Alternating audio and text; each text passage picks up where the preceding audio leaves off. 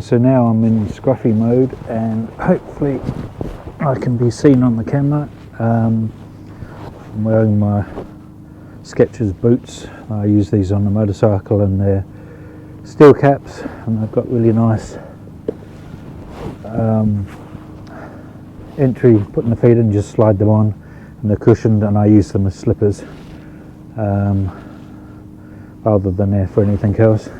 And you can see I'm wearing my Vida Pro trousers, which I've had for a couple of years now, and they're my go-tos. I've got the knee pads in here and a little stitch in there to hold them in place, but I use them for everything. And a couple of other things that I've done, I bought myself one of these little Olight torches. This is, I think, the Param. I didn't buy it really for the brightness. I just bought it because it's got a moon mode in there, which is sort of like 50 or something lumens, quite light. It's really for wearing in the tent and the head thing, and it's got a magnet there as well, so you don't need to strap it on, but pretty good. And it's got a USB charger on it, which I like, and it lasts for ages and ages. There's lots of reviews on the interwebs, so again, this is just a gadget that I've got. It's also for fishing as well, so, and for using in my canoe when I'm canoe camping. And so that was a useful gadget. The other big purchase was really the jacket. This is the Vida Pro jacket in the, I call it black and grey colour. I didn't want it matching my trousers too much, and I'm well happy with it. I've been saving for it for ages.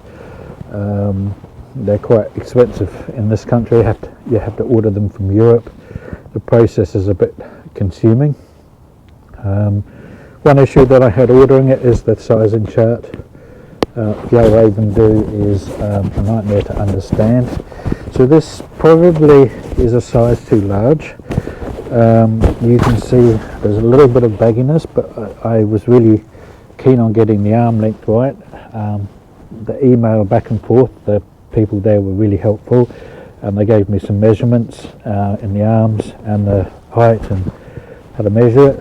So I kind of worked it out, and it's probably, you would say, extra comfort fit, if that would be the case. I'm wearing a microphone underneath here, so you can hear it probably booming and tapping and everything, so sorry about that. I'm not going to tidy up the sound. It is what it is. But the jacket is really, really nice. G1000 material. You can wax it. You can do all of the things you can with the Vida Pro trousers. But the main thing for me is wearing a pack. I don't like, when I'm just doing day hikes, overnight hikes, I don't like carrying heavy packs, hence the tent. This is 4-season. I had a Van Gogh Odyssey 4-person tent, which was more of the hooped thing. I bought that early 90s, and the seams finally started leaking after 30 years of like using it 3 or 4 times a year. It weighed 4 or 5 kg, and so I liked the same kind of design with the double wall tent. I'll get back onto the jacket in a minute. And so far we have a lot of condensation during the night, so in the tent, with it being open to the elements, the inside had condensation on it, but I didn't have any on the inside of the tent. There were a couple of spots, but I think they mainly came from me just climbing in and out, kneeling on wet grass and everything. So we'll know when we get a good rainstorm. One of the tests I'll do is how easy can I put it up in the dark in the rain, and how wet do I get doing it. So we just got to wait for a good rainstorm to come along. But back to the jacket.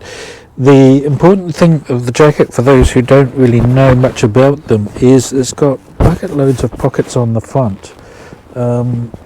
Hopefully this will be visible if I sit up properly. So it's got top pockets, and these are quite deep.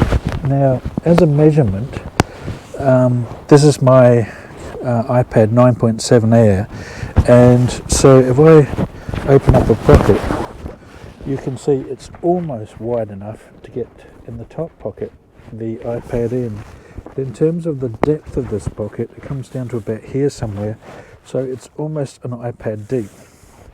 And there's two of those, and also down zipping pockets on the side, and you can see, I think, how deep that goes in there. And in this pocket there's also a little interior one where you can just put a little phone inside as well. There's two of those, and they're really easy to use, but the main thing for my iPad is that there's pockets here and iPad goes in it, and also my keyboard, which is a Microsoft international one. It works with my iPad and comes all apart and just clips magnets back together and all of this stuff. So that's my little keyboard for editing, and a mouse on there, and that goes in there quite nicely. Everything up and the buttons up, and there's also zip pockets here as well. So I don't usually carry that when I'm hiking, but I do all my video editing on this. There's the Rode microphone fallen off.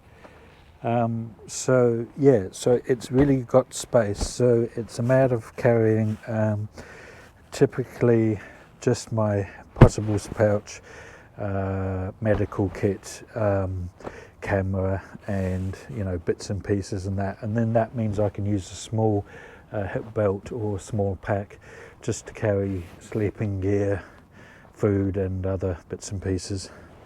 And of course the Vita Pro has got bucket loads of pockets, which I use mainly for keeping lightweight stuff in, so maps and things in there, and handkerchiefs, and spare battery for my camera. I have the GoPro just plugged into a portable battery, and I take the actual GoPro battery out. I don't use those because they all seem to go flat on me just when I need them. So I just have a bigger battery plugged in, something like this, and just the GoPro plugged into it. So really that's the update, and this is brought about, I've been saving for this tent for ages and ages, but the main thing is with the canoe and starting to also do canoe camping as well as motorcycle camping. I'm starting to get a lot of overlap in kit, so I need to keep the stuff lightweight, but not so lightweight. I did look at ultralight tents, Dyneema tents and things like that. Personally, I don't see the value in them. They look nice, they're light, but with the material, and I don't see the value given their price range.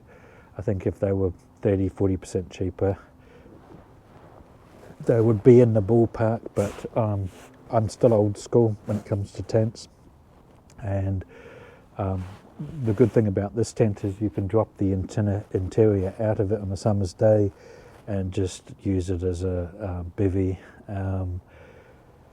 There's another Helleberg tent come out, I think it's the Anaris or something like that, Anaris, and that is more of the old scout tent type design, and that can be also used as a tarp style tent, and it's a lot cheaper than this one, and I am actually thinking about getting it to use it in conjunction with this, so I end up with a big bivvy over the side, or just a lightweight 3-season tent, if on a hot day.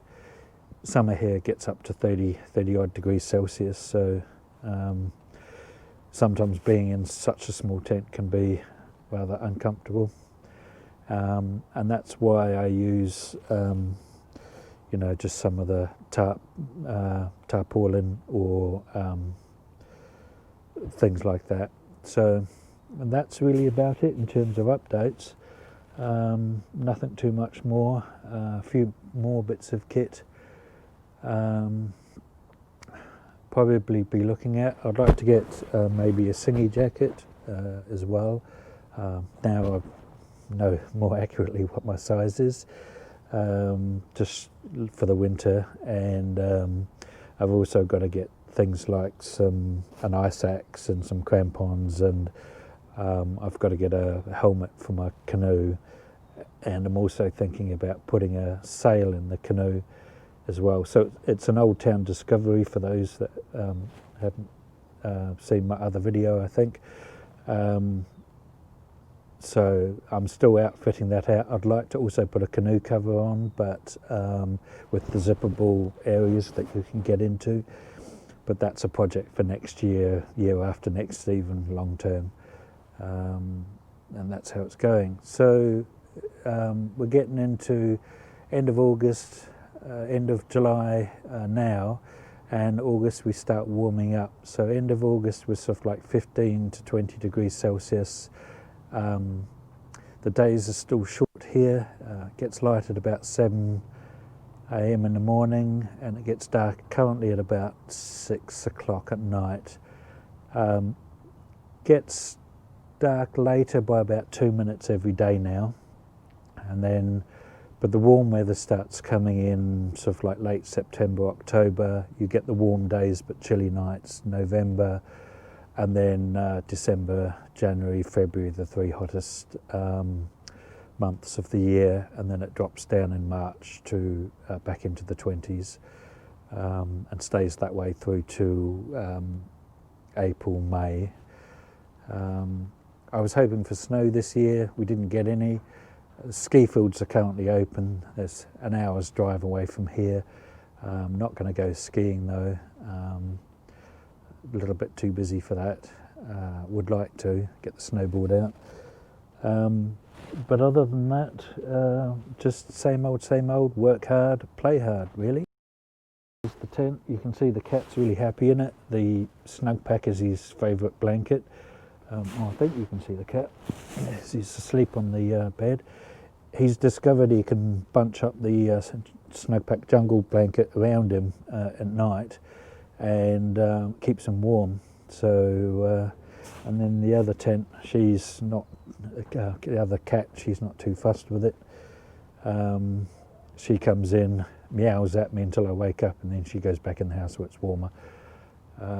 So hopefully in a couple of weeks' time, I'll get some time to take it out somewhere, jump on the motorcycle maybe, or even jump in the car and do some car camping, go and visit some lakes, take the canoe with me, and test this out in a real camping trip.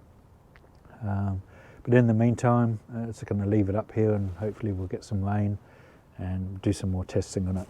So when I get the chance, I'll post some more videos up. I'm not going to review it. When I discover things that I think are interesting, I'll make a note of them. I've still got a lot to work out with it. There's plenty of reviews on the interwebs, plenty of people using them. The guidelines are pretty good. They've got these lock things on it, which I enjoy. The pegs are very lightweight. The pole is quite a lightweight one. It's got a really good bucket here. There's a nice plasticky storm flap, and the material is really, really nice. It's probably got water repellent on it, but it's got a nice texture to it. So in terms of, for those people who know about human-computer interaction and usability and all that stuff, it's got somebody whoever designed this is probably put a lot of emotional design into it. The textures are really well thought through, functional as well, and the experience of putting it together is pretty good. And about this stage, you're probably going to get a cat. Turn around the other way, that's it.